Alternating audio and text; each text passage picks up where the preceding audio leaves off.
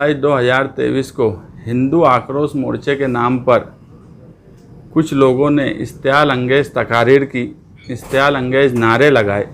मालेगांव शहर में इससे पहले इस तरह की हरकत नहीं होती थी। निहाल साहब के वक्त में कभी फ़िरका परस्तों की इतनी हिम्मत नहीं हुई कि इस तरह की तकरीर मालेगांव शहर में आकर करें और इस तरह की नारेबाजी करें। मगर धीरे धीरे मालेगांव शहर के हालात ऐसे होते जा रहे हैं कि फ़िरका परस्तों के हौसले दिन ब दिन बुलंद होते जा रहे हैं। हमने मोर्चा निकलने से पहले तहसीलदार को भी लेटर दिया कि इनको परमिशन नहीं देना। ये जो टाइटल से मोर्चा निकाल रहे हैं वो टाइटल ही ऐसा है जिससे हालात बिगड़ सकते हैं, लोगों की दिल आज़ारी हो सकती है और मालेगांव शहरियान की दिल आज़ारी हुई। मैं कल से जो शहर में देख रहा हूँ, घूम रहा हूँ, मालेगांव शहर के लोग फ़िक्रमंद है कि हमारे शहर में ये क्या हो रहा है। इस तरह की फ़िक्र इस शहर की आम आवाम में है, मगर इस पर ताकत से बोलने वाला कोई सामने आने को तैयार नहीं है। किसका डर है, किसका खौफ है, ये भी समझ के बाहर है। हमने तहसीलदार को लेटर दिया, तहसीलदार ने उस पर जवाब हमको लिखकर भेजा कि छावनी पुलिस स्टेशन और कैंप पुलिस स्टेशन ने परवानगी दी है, हमने परवानगी नहीं दी है। जबकि हमेशा परमिशन जो है वो तहसीलदार की अथॉरिटी है, तहसीलदार हमेशा परमिशन देता है। हम खुद अगर कोई धरना, आंदोलन, मोर्चा या रिक्शे पर अनाउंसिंग के लिए भी परमिशन का अरीजा देते हैं तो वो तहसीलदार में देते हैं। तहसीलदार उस पर हमको एक लेटर देता है। वो लेटर संबंधित यानी जिस हिस्से में वो पुलिस स्टेशन आता है जहाँ पर आंदोलन होने वाला है, वहाँ की सिर्फ एनओसी पुलिस देती है। पुलिस परमिशन हमको तो कभी नहीं दी डायरेक्ट, मगर इस मर्तबा पुलिस ने डायरेक्ट उनको परमिशन किस इख्तियार से दी, ये पुलिस को ही बताना चाहिए कि अगर तहसीलदार ने परमिशन नहीं दिया तो पुलिस ने किस इख्तियार से परमिशन दी। हम बोल रहे हैं कि इस शहर में कानून दो तरीके से पुलिस अप्लाई कर रही है। हम लोगों के साथ कानून का रवैया बिल्कुल अलग होता है और उनके साथ कानून का रवैया बिल्कुल अलग होता है जो फ़िरका परस्ती की बात करते हैं। जिस तरह की तकारीर हुई उस पर और जिस तरीके की नाराबाजी हुई, ये कहीं से एक समाज में, एक सेकुलर समाज में कहीं से काबिल कबूल नहीं है। इसलिए जिन लोगों ने भी इस तरह की हरकत की है उनके ऊपर गुनाह दाखिल होना चाहिए और पुलिस ने ये बताना चाहिए कि उन्होंने परमिशन किस अथॉरिटी से दी है। दूसरी बात कि एक बाहर से एक 2.5 फीट का आमदार आता है, वो अपना दबदबा बताता है इस शहर में, और कमिश्नर भी जो है संडे होने के बाद भी अपना लाव लश्कर लेकर किले पे मौजूद होता है और उसके सामने वो बोलता है कि ये सब बस्ती 8 दिन में तोड़ डालो, और अगर 8 दिन में नहीं तोड़े तो 90 दिन मैं खुद बुलडोज़र लेके आ जाऊंगा। ये मालेगांव शहर है, उनके बाप का राज नहीं है कि वो बुलडोज़र लेके आ जाएंगे और तोड़ डालेंगे। कानून से जो काम होगा हम उसमें कभी कोई रुकावट नहीं डालेंगे, मगर कोई आकर मालेगांव शहर में दम दाटी देगा या कानून से बड़ा अपने आप को मानेगा, खुद बुलडोज़र लेके आएगा, तो इस शहर में जनता दल के वर्कर आज भी मौजूद हैं और अगर उनमें इतनी हिम्मत है तो वो बुलडोज़र लेके इस शहर में आके बता दें। क्योंकि वो जो मामला है, जब वो कमिश्नर को लोक आयुक्तों का ऑर्डर की बात कर रहा था तो उस वक्त कमिश्नर का भी काम था कि लोक आयुक्तों का ऑर्डर उसके मुंह पे मारता और उसको बताता कि ऑर्डर में क्या है। लोक आयुक्तों का ऑर्डर 19 सितंबर 2022 को किला झोपड़पट्टी के ताल्लुक से जो आया, उसमें क्लियर लिखा था कि the encroachers hunted should not be demolished till they are rehabilitated on an alternate land owned by the government, कि वो जो जगह है जब तक उनको अल्टरनेट कोई जगह नहीं दी जाती उस वक्त तक उनको नहीं हटा सकते। तो इनके क्या बाप का राज है कि ये बुलडोज़र लेके आएंगे और उनको हटा देंगे। इस शहर में हम आज भी जिंदा हैं। निहाल साहब का दबदबा इस शहर में आज भी हमसे ही है।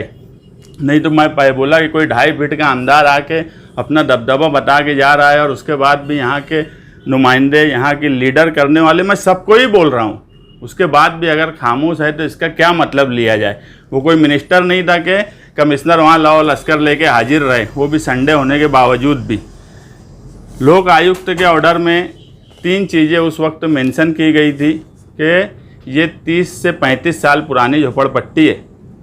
इस झोपड़पट्टी को हटाने के लिए उस वक्त के जो कलेक्टर थे सूरज मांडरे साहब, उन्होंने क्लियर वो बोला था कि प्रधानमंत्री आवास योजना से बेघर लोगों को जो घर बना के दिया जाता है वो स्कीम इन पर लागू करो और वहीं पर इनको बिल्डिंग बनाकर दे दी जाए।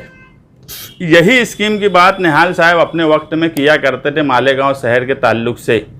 जब तुम्हारी घरकुल की योजना आ रही थी और तमाम लीडर टीकम फावड़ा लेके हाजिर हो गए थे कि हमने लाए, आज वो स्कीम फेल इसलिए हुई कि उस वक्त निहाल साहब की बात अगर सुनी गई होती कि जो जगह है वहीं लेआउट कर लो, जगह भी खाली हो जाएंगी और वहीं बिल्डिंग बनाकर उनको वहीं जगह दे दो।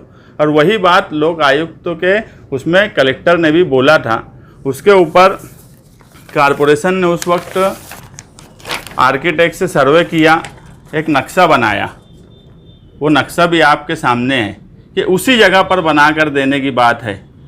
अगर कारपोरेशन उनको हटाना चाहती है तो जो नक्शा कारपोरेशन ने बनवाई है उस पर अमल क्यों नहीं करती, या कौन लोग रोक रहे हैं? क्योंकि इसमें ऐसा हुआ कि ये नक्शा बनाने की बात लगभग 1 साल पहले हुई और 1 साल या 10 महीना करीब ये नक्शा कारपोरेशन में आर्किटेक्ट ने दाखिल भी कर दिया। नक्शा बनाने की वजह भी कारपोरेशन की तरफ से आर्किटेक्ट को लेटर दिया गया था रितेश कांकरिया को कि वो नक्शा बना कर दे, मगर जानबूझ के नक्शा भी छुपाया जा रहा है। यहाँ तक कि वहाँ के रहने वाले लोगों के पास भी ये नक्शा वो लोग कोशिश करते थे तो उनको नहीं मिला। ये मैं अपने तौर पे कोई भी ज़रिए से निकाल के लाया, मगर इसको जानबूझ के छुपाया क्यों जा रहा है? अगर वहाँ के मामलात इस तरीके से हैं और फिरका परस्त, हम एक बात बोलते, कायदे से अगर कोई चीज़ है और उसके ऊपर एक्शन होगा तो हमारा कुछ बोलना नहीं है, मगर जातिवाद के नाम पर कोई आएगा और सिर्फ जात धर्म के ऊपर अगर ये बात बोलेगा कि इनको हटाओ और निकालो, तो ऐसा हम कभी होने नहीं देंगे। और अगर इस तरह का नक्शा बनाकर कारपोरेशन में दाखिल है तो कारपोरेशन उस पर अमल करे, घरकुल योजना की स्कीम उन पर लागू करे, उनको इस नक्शे के हिसाब से वहाँ बिल्डिंग बना कर दे और उसके बाद जो भी कार्रवाई करना है करे। कोई भी आयरा गहरा आएगा और बोलेंगे इनको उखाड़ो और भगाओ, तो ऐसा हम तो इस शहर में नहीं होने देंगे। बाकी के लोगों के बारे में मेरा कुछ बोलना नहीं है, क्योंकि अब मालेगांव शहर कहीं ना कहीं आम आवाम वो किले की बात बोलकर गए हो या जिस तरीके से इस्तेमाल अंग्रेज़ी के नारे लगा रहे हैं, अब इस शहर में लोग ये सोचने लगे हैं कि हमारा शहर किस तरफ जा रहा है, हमारा दबदबा इस शहर में कुछ बचा है कि नहीं बचा है। मालेगांव में MSG का वाक़या हुआ, उस मामले में भी पुलिस ने कोई केस दाखिल नहीं की। ये जुलूस निकला, इसमें भी पुलिस ने कोई केस दाखिल नहीं की। पुलिस का काम है कि कानून से बड़ा किसी को ना माने और अगर कोई गलत कर रहा है तो उसके ऊपर केस बनाए। हम किसी की तरफदारी नहीं करते, हम किसी की तरफ झुकाव भी नहीं रखते, मगर एक सेकुलर समाज में जहाँ सब लोग मिलजुल कर रहते हैं, पुलिस को भी बार बार कुछ लोग टेंशन दे रहे हैं लॉ एंड ऑर्डर के सवाल पर। पुलिस भी कहीं ना कहीं फिक्रमंद है, पुलिस का भी काम बढ़ रहा है, मगर उसके बाद भी पुलिस कोई कार्रवाई नहीं कर रही है। हमारा एतराज़ इस पर है कि पुलिस कार्रवाई करे। इसीलिए हमने पीछे 11 जुलाई को एक चरखा आंदोलन का ऐलान किया है और उसमें हमारी डिमांड यही रहेगी कि इस तरह की इस्तेमाल अंग्रेज़ी जो जानबूझ के लॉ एंड ऑर्डर ख़राब करने वाले कर रहे हैं उनके ऊपर सख्त से सख्त कार्रवाई हो। MSG के सवाल पर गुनाह दाखिल हो। जो हिंदू जन आक्रोश मोर्चा निकला उसकी तकारीर सुनी जाए, उसमें नारे जो लगे हैं उसकी सब वीडियोज़ हैं उसको देखा जाए, सुना जाए और कानून से जो कार्रवाई हो सकती है उन लोगों पे कार्रवाई की जाए। जब तक कानूनी कार्रवाई नहीं होंगी उस वक्त तक फिरका परस्तों के हौसले बुलंद रहेंगे। इसलिए हम चाहते हैं कि उनके हौसले कानून के दायरे में कभी बुलंद नहीं होना चाहिए। कानून से बड़ा अगर कोई अपने आप को मानता है तो पुलिस का काम है कि उसको सबक सिखाए और ये बता दे कि कानून से बड़ा कोई हो नहीं सकता। बस हमारी पुलिस से इतनी ही गुजारिश है कि वो कानून का पालन करे और इन जैसे लोगों पर कार्रवाई करे।